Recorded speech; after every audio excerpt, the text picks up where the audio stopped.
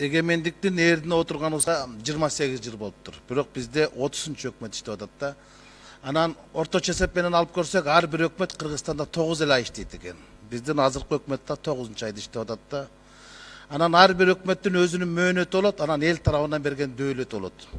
Мындайча айтканда аты болот. Маселен, Данияр Үсеновдун өкмөтүн ак жолчу өкмөт деп койгон, Орозо Исакованын өкмөтүн убактылуу өкмөт деп, андан кийин келген Муралиевдин өкмөтүн техникалык өкмөт, Бабановдун өкмөтүн коалициялык өкмөт, Сапар Исаковдукун технократтык өкмөт деп койгон да.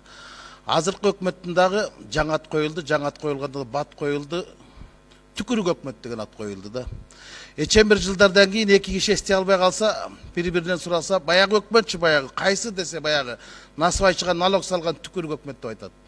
Мына ошол атка конду да, анын атка конушуна өздөрүнүн кадамдары, өздөрүнүн адамдары себеп болду. Жаңы кодексти ишке киргизебиз деп, булар жаңы жаңжалдарды ишке киргизип жиберди. Бүгүн алапайын таппай отурат. Кече Жеңишбек Парпиевич маалымат жыйын өткөрүп айтыптыр. Биз жанагы түкүрүк болгон айып пулдун салмагын, пулдун өлчөмүн азайтабыз депчи. Мейли, азайтсын, башкаларынчы.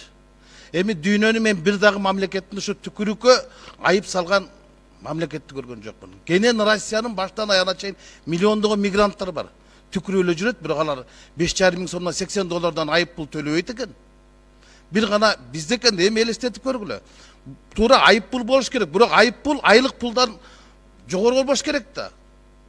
5 миң сом пенсия алган чалга барып, сиз насыбайыңызды түкүрдүңүз, 5,5 миң сом төлөдүм десе, төлөчү айтып көргүлөчү. Жерге эмес, бетке түкүрөт. 10 миң сомдук Москвич айдап жүргөн 200 грамм ичкен баланы айдап жаткан жерден кармап алып 17,500 төлөдү деп айтып көргүлөчү.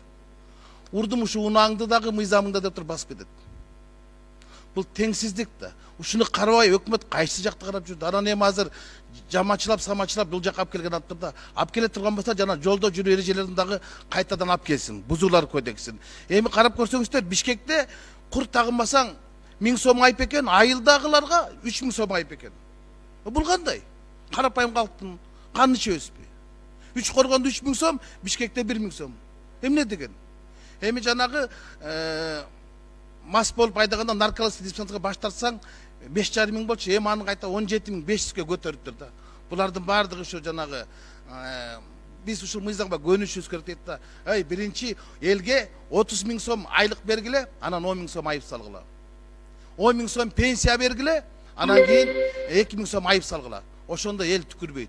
Азыр болсо эл бийликтин бетине түкүрөт. Ошон үчүн жаңы кодекстерди алып келгенде жамачылабай толугу менен кайрадан